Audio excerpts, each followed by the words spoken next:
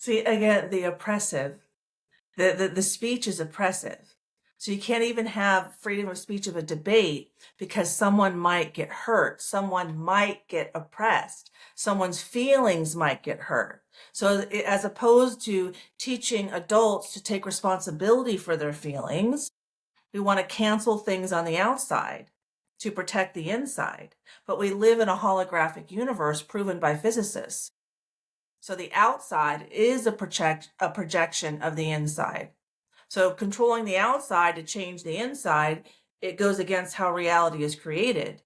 Our external reality is a reflection of our internal reality. So if someone gets triggered by an external reality, that means they have internal work to do and not the other way around. When this Yeah, liberal snowflake violence, he's right. Violence is an objective fact. If I shoot someone, that's violent. If I hit someone with a hammer, that's violent. If I hit someone, that's violent. Saying you're stupid is not violent. That's not violent. It might hurt your feelings, but if I say the same words to 10 different people, some people might get hurt and some people won't. That's why it's subjective. But if I shoot 10 people, 10 people will get hurt. That's why it's not subjective. It's an objective reality.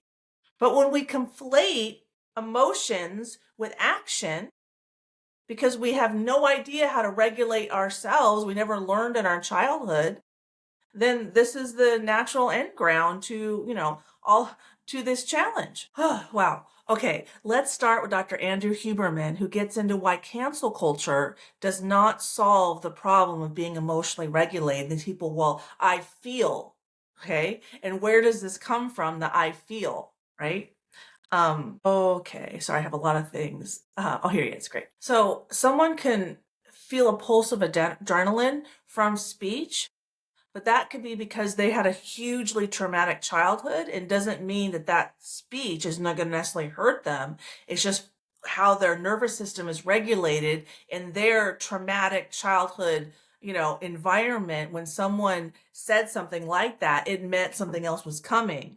But that's not equal to that's how it works in the outside world when you're at a speech with a professor up on the stage. That professor's not hitting people. Okay. Yeah. I mean, this is what needs to happen. People need to learn how to regulate themselves so we can have conversations with different views and not feel attacked. Okay. When someone's triggered, I mean, I had to learn that. I'm 55 now. I started healing 10 years ago.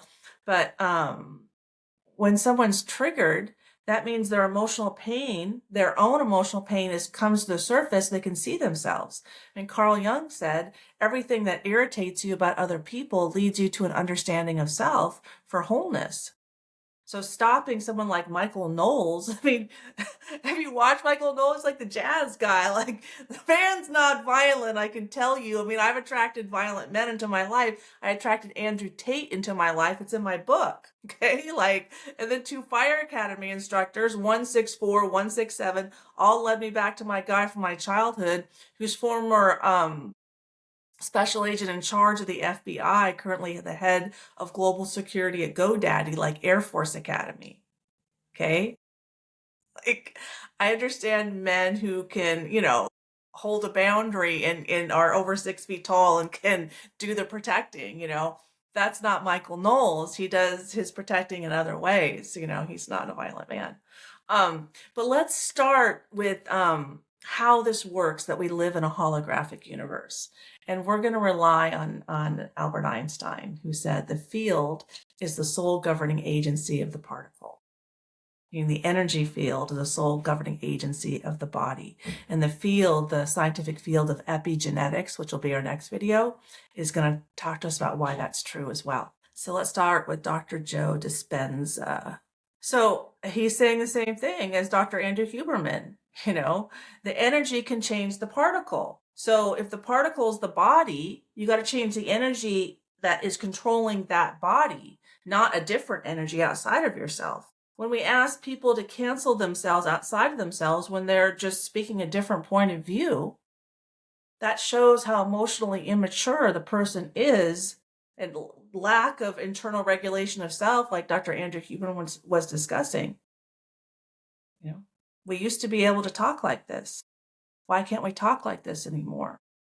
Women are so overburdened. When we ask women to be men and get jobs, we stopped giving women time to process their emotions, so they repressed their emotions, they controlled their emotions, and then, we live in a holographic universe. The universe is a mirror, so then they projected the control outward, and that's what they're perceiving is, I need to control, control, control, control, and there's cancel culture. But healthy feminine women aren't controlling their emotions. They know how to move through their emotions. And we weren't having this problem before with cancel culture. But we have it now because we've controlled women. And we're going to learn a lot more about why that's a problem.